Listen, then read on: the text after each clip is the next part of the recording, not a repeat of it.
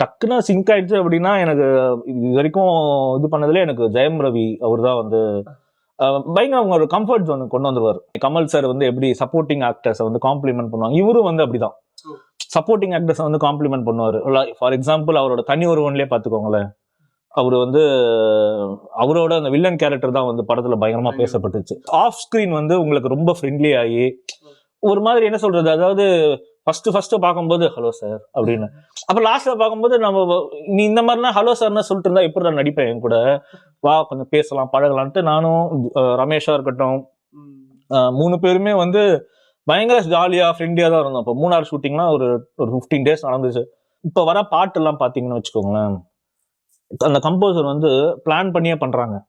இந்த பாட்டுல இந்த ஒரு பிட்டு வைரல் ஆகணும், இன்ஸ்டாகிராம்ல ரீல்ஸ் பண்ணணும் அப்படின்ட்டு பிளான் பண்ணி பண்ற அளவு டிஜிட்டல் மீடியா மார்க்கெட்டிங் வளர்ந்துருச்சு.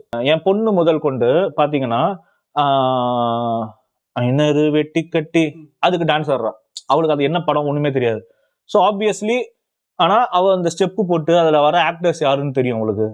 அப்புறம் அந்த புஷ்பா அதன சாமி. ஸோ அவங்க வந்து எப்படின்னா ஒரு சின்ன ஒரு விஷயம், அதாவது ஒரு பாட்டுல ஒரு சின்ன பகுதி அதை வைரல் ஆக்கிடுறாங்க. ஒரு படத்தோட ஃபர்ஸ்ட் ஷோ போகும்போது அது என் ஃப்ரெண்டு நடிச்ச படம், அதெல்லாம் நான் போயிருந்தேன். பட் அங்க வந்து ஒரு குரூப் வந்து டைட்டில்ஸ் என் டைட்டில்ஸ் வரைக்கும் வெயிட் பண்ணி பாக்குறாங்க. அவர்ரா இவர்ரா இப்படின்ட்டு என் டைட்டில் முடியற வரைக்கும் வெயிட் பண்ணி பாக்குறாங்க. ஸோ அந்த மாதிரி டெக்னீஷியன்ஸ்க்கு இம்பார்ட்டன்ஸ் கொடுக்க ஆரம்பிச்சிட்டாங்க ஆடியன்ஸ்.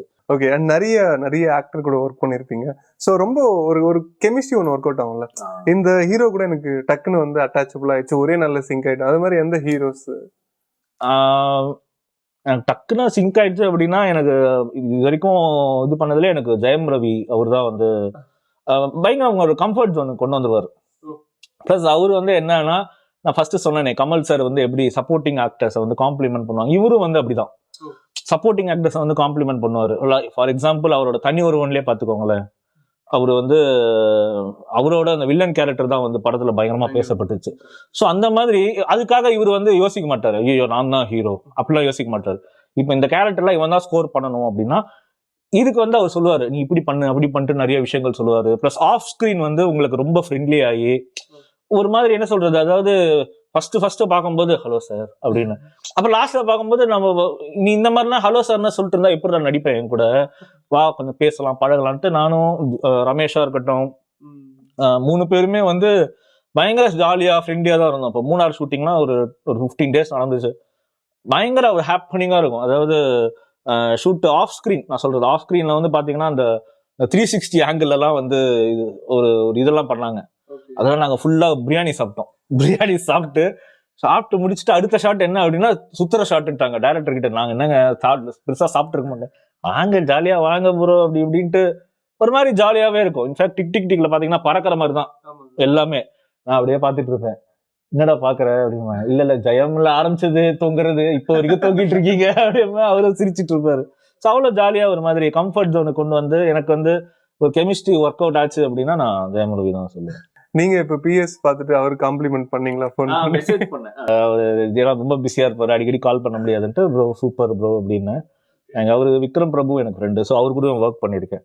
ஸோ அவங்க 2 பேருக்குமே விக்ரம் பிரபு நான் பர்சனலாவே மீட் பண்ணேன், அந்த தீர்க்கதர்சி படம் பார்க்க வந்திருந்தார். ஸோ பர்சனலாவே பார்த்து சொன்னேன், அவருக்கு மெசேஜ் அனுப்பிச்சேன் ஜெயம் ரவிக்கு, தேங்க்யூ ப்ரோ அப்படின்னு ரிப்ளை பண்ணாரு. நீங்க டிஜிட்டல் மீடியாக்காக ஒர்க் பண்ணி கொடுத்துருக்கீங்க.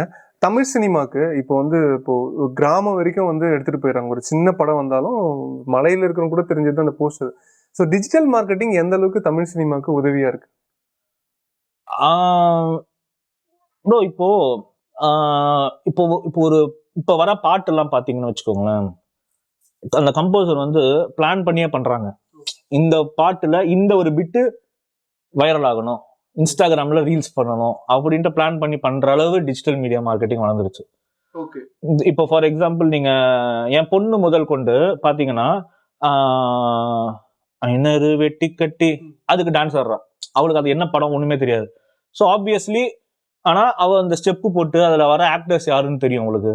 அப்புறம் அந்த புஷ்பா அதன சாமி. ஸோ அவங்க வந்து எப்படின்னா ஒரு சின்ன ஒரு விஷயம், அதாவது ஒரு பாட்டுல ஒரு சின்ன பகுதி அதை வைரல் ஆக்கிடுறாங்க. இதை வச்சு வந்து இது என்ன படம் என்ன ஏது அப்படி இப்படின்ட்டு சர்ச் பண்ணி அதுதான் சொல்றேன், சோஷியல் மீடியாவோட ரீச் அந்த அளவு இருக்கு. அதை நீங்க ரைட்டா யூஸ் பண்ணீங்க அப்படின்னா கிராமத்துல அந்த திண்ணையில உட்கார்ற ஒரு ஆட்சிக்கும் வந்து போய் சேர்ந்துடும். ஸோ அவ்வளோ ரொம்ப ஸ்ட்ராங்கான ஒரு விஷயம் இப்போ சோஷியல் மீடியா. எல்லார் கையிலயும் இப்போ ஆண்ட்ராய்ட் ஃபோன் இருக்கு, ஸ்மார்ட் ஃபோன் இருக்கு, ஆல்மோஸ்ட் எல்லாருக்குமே ஃபேஸ்புக் இன்ஸ்டாகிராம் அக்கௌண்ட் இருக்கு. ஸோ இப்போ யூடியூப் ஆப்வியஸா நீங்க அக்கௌண்ட் சைனே பண்ண வேணாம், உங்களுக்கு யூடியூப்ல ஷார்ட்ஸ்லாம் போய் பார்க்கலாம், எல்லாமே பண்ணலாம்.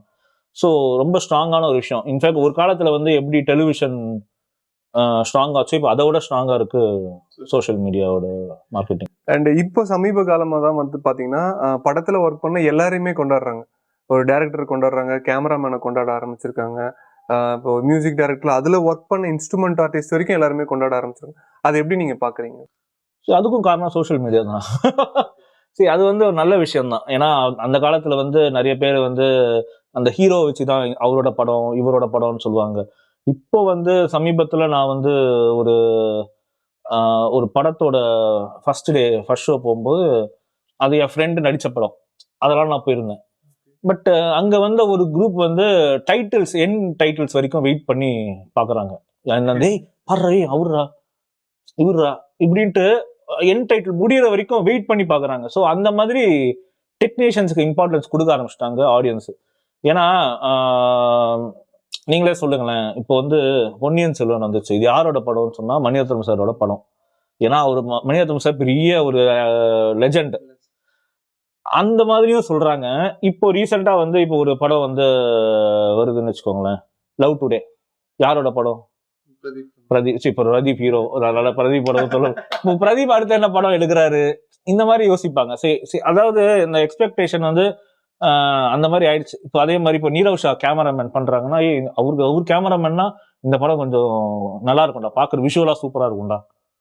ஸோ அந்த மாதிரி பேச ஆரம்பிச்சிட்டாங்க. ஸோ ஆப்வியஸ்லி இன்னும் கொஞ்ச நாள்ல வந்து நீங்க சொல்ற மாதிரி சவுண்ட் இன்ஜினியரே இப்போ வேல்யூ பண்ண ஆரம்பிச்சிட்டாங்க. ஏன்னா ஆஸ்கர் வரைக்கும் போயிட்டாங்க சவுண்ட் இன்ஜினியர்ஸ்லாம். ஸோ அந்த மாதிரி ஆயிடுச்சு. என்ன அதாவது சோஷியல் மீடியா தாங்க, எல்லாருக்கும் எல்லாருமே தெரியுது. நம்ம எதுவும் மறைக்க முடியாது, ஏமாற்ற முடியாது. இப்போ இந்த இன்டர்வியூ எடுக்கிறாங்கன்னா இந்த இன்டர்வியூ பின்னாடி கேமராமேன் பேர் அவங்களுக்கு தெரியும். ஏன்னா நீங்க போட்டுருக்கீங்க வசந்த் டிவில இந்த கேமரா.